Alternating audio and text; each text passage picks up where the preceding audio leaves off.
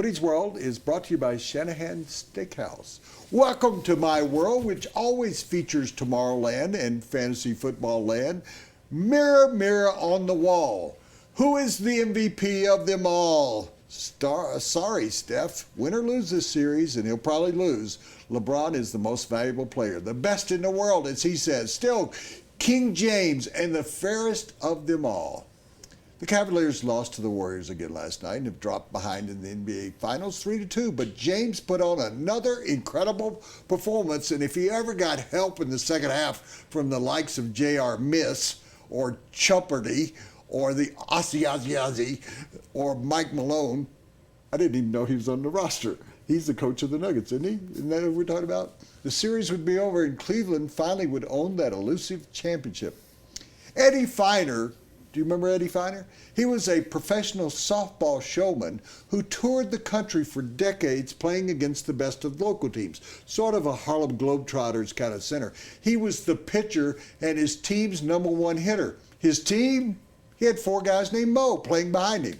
In fact, during different parts of the game, Eddie Feiner would order the other guys to sit together behind second base or even leave the field, and he would strike out everybody.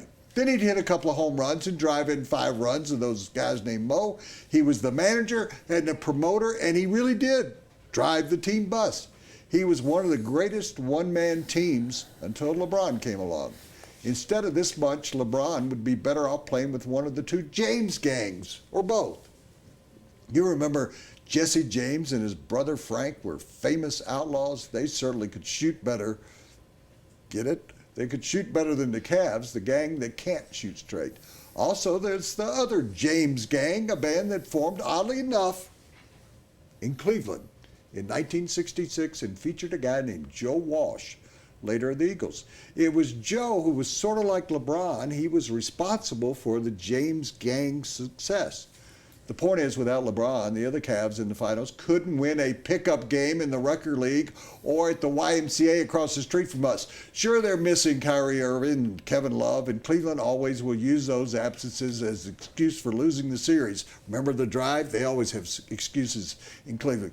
Go for it, Clevelanders. But the reality is what's left without LeBron is nothing.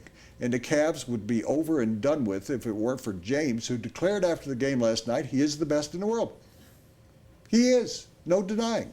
In fact, he may be the best athlete in the world. Peyton Manning and Tom Brady are stupendous quarterbacks, but they really can't compare to LeBron as an athlete. Mike Trout, great baseball player. Wayne Gretzky was the great one. LeBron is the chosen one. Consider this. The Broncos and others have turned basketball players into tight ends. Imagine LeBron James as a tight end in the NFL.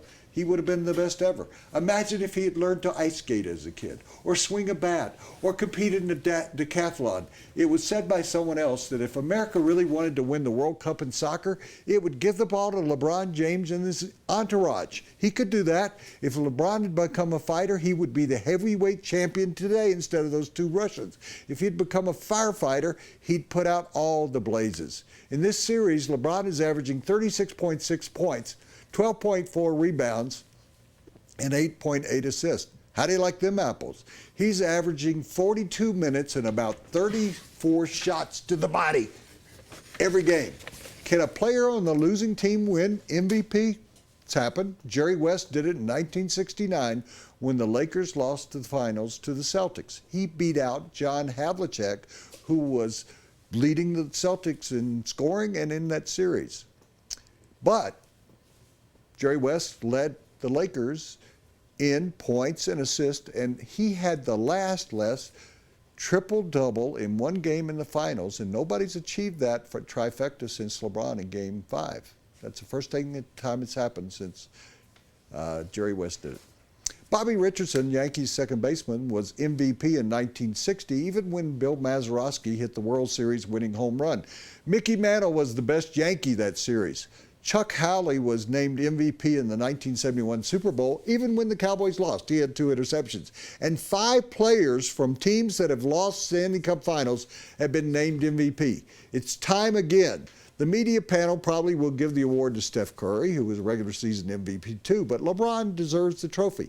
Perhaps he should get a special Get W award, greatest in the world. I'm Woody Paige. That's my opinion. Shanahan Steakhouse has been selected by me and Les, and all we know, as the greatest restaurant in the world. They don't have to go around saying it because they do it. Book a reservation today at shanahansteakhouse.com. It will be one of the greatest evenings you've ever had and one of the greatest meals you've ever had.